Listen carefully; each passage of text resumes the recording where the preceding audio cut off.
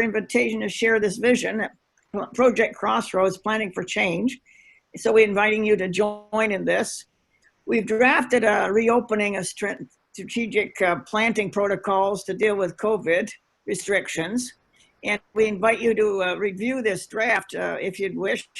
And we're hoping to test it under their protocols, this new one, later this in May, perhaps, because we have 1,500 tree specimens paid for, ready to go in the ground in October. Next slide, please.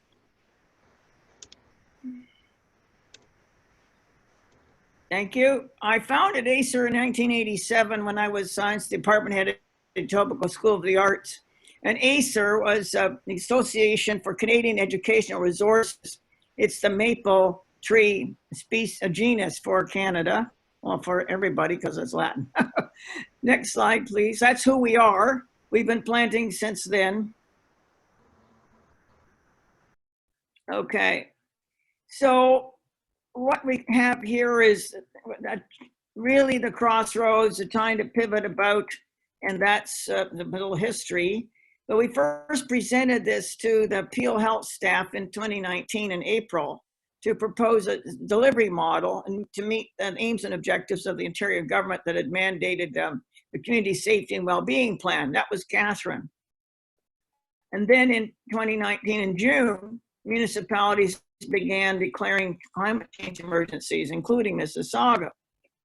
So to coincide with September 2019 of the global climate strike with Greta leading the way, ACER announced its vision for Project Crossroads, Planning for Change, to Peel, Poverty Reduction Strategy Committee, and Environmental Action Committee of the City of Mississauga, on which I sit, by the way, as a member.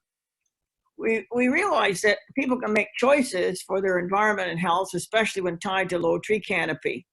We collaborated with key stakeholders in the fall of 2019 to create Project Crossroads. That's Catherine and I, building up our neighborhoods and ACER in Project Crossroads, as a proposal for climate justice, science for trees, and for people. And we submitted that to Clean Heritage Ministry federally. Next slide, please. So climate justice in Peel is what we put together for the stakeholder collaboration meetings in October and November. And we recognized that these areas of expertise had different data. So we suggested an overlay to look at the areas of low tree canopy, low well-being, high racism, and high poverty levels in Peel. So this overlay determines the heat islands where communities could work together to plant in their neighborhoods. And it's a decision, we're at the decision point where people from different backgrounds through Project Crossroads can come together to learn to plant trees and improve their community well-being. That's well proven and documented that better environment is better health.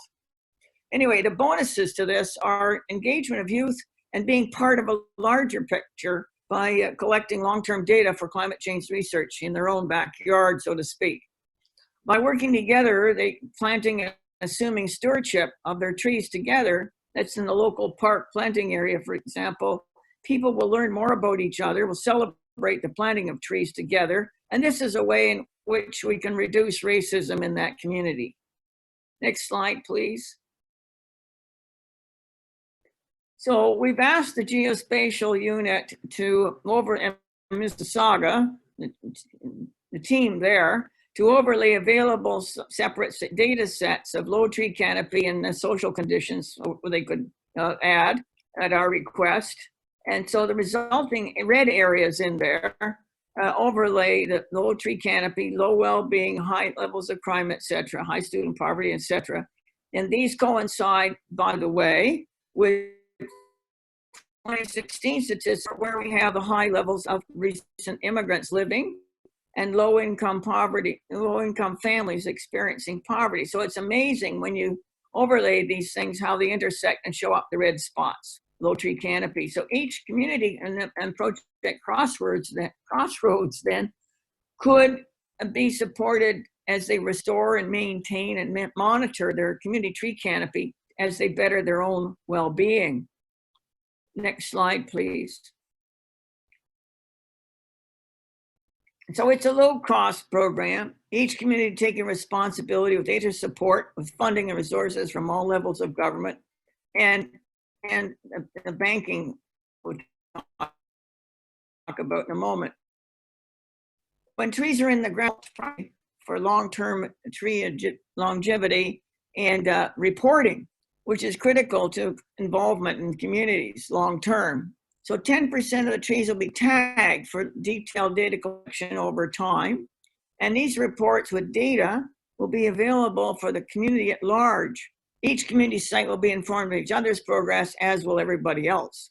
So a little incentive plan there, maybe a little competition. With our support, monthly meetings of the community members representing a full matrix of people in their community will share activities, achievements, and issues, and they'll be able to be, we will support their being able to draw on the relevant experienced experts that they can bring to the meetings and help resolve these issues that they're finding that they'd like to address. Next slide, please. Thank you. So we've got a proposal from Canadian Heritage to seek funding for 45 tree and specimens in Mississauga to begin this community-based climate change research for over 2 planting seasons, or 3, depending on COVID. Project Crossroads will measure the impacts of climate change, but we'll also register impacts on health and social factors. We have evaluators working with us on this to reduce and reducing racism, especially in our area of Peel, of course. The proposal includes local in-kind resources with financial support from environmental funders. The TD Green Space Grant through our Arbor Day Foundation is already committed to helping with the 1,500 tree specimens for October planting in Hampton in those high-need SNAP areas. This will bring the Project Crossroads to a total of 6,000 trees in Mississauga, Brampton, counting on the 4,500 from the feds.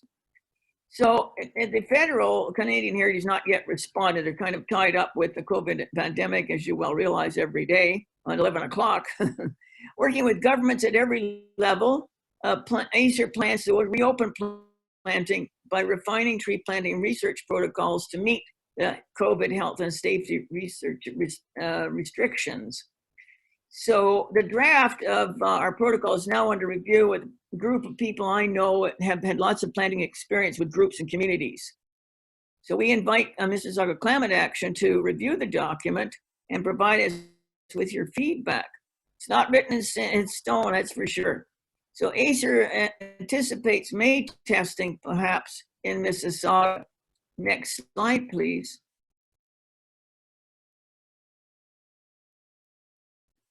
So this is a little map of spots where we have already put in more than 60 schoolyard programs of planting for change. And then the tree there gives you a little outline of some of the programs. Our website is up there, www.acer-acre.ca. And so it shows you we're around the Golden Horseshoe and then up to Thunder Bay. And every school listed on our website has their own page with data and submitted photographs approved by the teachers. So the data is open for everyone to take an analysis, run at it, and including the students in each school and anybody else. So this Project Crossroads will invite all kids of all ages, abilities, and social backgrounds to join with the adults in their community, take on stewardship of their own planting site. We're hoping this could be perhaps summer jobs. Who knows what will happen. Next slide, please. To show you some of the historic achievements, I've put a picture up here of one of our first schools. There were several schools in 2008 stepped up, including Applewood and later on David Suzuki Secondary and lots of elementary schools. There's also a few. So each one depended on a teacher who contacted us and then led their program from planting day to the ongoing maintenance and reporting annually and measurements. So Marlene Hume in this picture with her kids out there was head of geography at Trafalgar. And she was also master gardener to make sure everything was mulched properly and so on. And then now it's a little forest amazing on their schoolyard, which was just pounded clay. That's where there's Marlene is on the left there.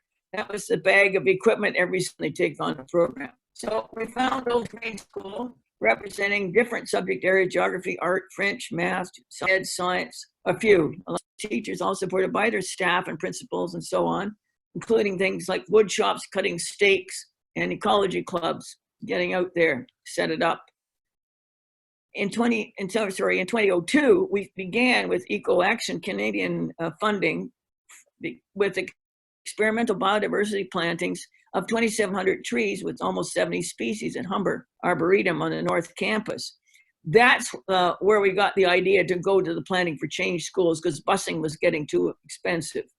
So 14 different schools came each year for 8 years, about that much anyway, to mulch and annually measure those trees. And that data is also available. So we hope you will support us as we move forward to Project Crossroads. Next slide, please. Thank you, and hope you'll join us in our fun research and get out there to hug a tree with a measuring tape. Any questions, please do ask. Thank you again. And Catherine, have you anything to add? Whoops. Thank you, Alice. That was great. And thank you so much for your enthusiasm. And I'm going to echo your request for Mississauga Climate Action to think about what they can do to help us refine our protocol and find people to help us get trees tagged and into the ground.